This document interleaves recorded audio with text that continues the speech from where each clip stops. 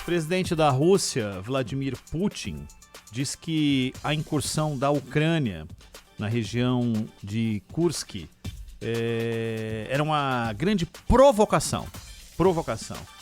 O regime de Kiev lançou outra grande provocação, disse Putin, aos membros do governo russo sobre esse ataque citado aqui.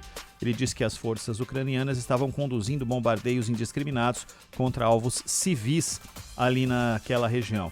Eu, às vezes, me pego lendo coisas, Aidan, que às vezes não acredito que foram ditas exatamente daquela forma, mas tento colocá-las em outros contextos, em outros momentos da história. E talvez eu tenha lido exatamente algo parecido dito pelo Zelensky da Ucrânia, também com razão, falando sobre ataques a áreas civis. Esse conflito não tem fim e, pelo contrário, é potencializado por tudo que acontece no fortalecimento da Ucrânia por parte da OTAN, né? E ao contrário, Ronald, do que alguns veículos estão dizendo, que é uma incursão gigantesca e que ela muda o cenário da guerra, não tem nada disso. O que acontece é que, tanto que são 300 militares, né?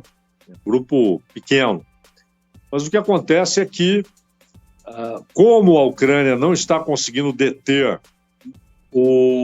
a invasão russa pelo leste e as incursões da Rússia pelo leste, e a Ucrânia tem hoje dois grandes problemas: falta de munição e falta de soldados.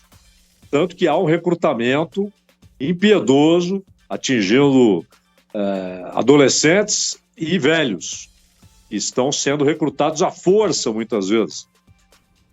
E, apesar de todo o armamento que tem chegado, eles têm esses problemas que o Ocidente não pode resolver. Falta de soldados, por exemplo. Vai fazer o quê? Só se mandar soldados para lá. Mas aí seria a caracterização definitiva de que é uma guerra da OTAN contra a Rússia. O que obviamente é. Só que não com tropas inteiras. Você tem oficiais, inclusive outro dia um adido militar dos Estados Unidos foi morto num ataque russo, além de oficiais da OTAN, que foram mortos agora, nas últimas semanas. Então, na verdade, essa incursão pelo sul é uma maneira de obrigar a Rússia a deslocar parte do seu contingente que está agindo a leste para o sul. Então, é claro que será uma incursão que será refutada, será rechaçada militarmente, haverá o recuo, mas ela provocará atraso nas ações da Rússia pelo leste. Então, não é nenhuma mudança drástica no cenário e nem uma invasão gigantesca, né?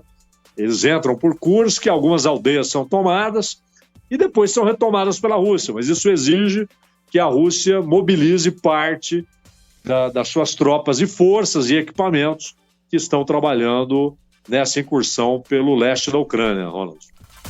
Ô Zaidan, ainda sobre tema invasão e sobre tema conflito, o ministro das Finanças lá de Israel, não que se espere lá grande coisa do que ele diz, porque ele já disse tantas outras atrocidades, mas o Smotrich, o Bezalel Smotrich, diz que, aspas para ele, pode ser justo e moral matar de fome 2 milhões de moradores de Gaza até que os reféns israelenses sejam devolvidos. Ele acrescentou ainda, diz que ninguém no mundo nos deixaria fazer isso, como se fosse uma ameaça, mas, claro, não é nem tão lá profundamente, é claramente um desejo do que pensa Smotrich dessa situação.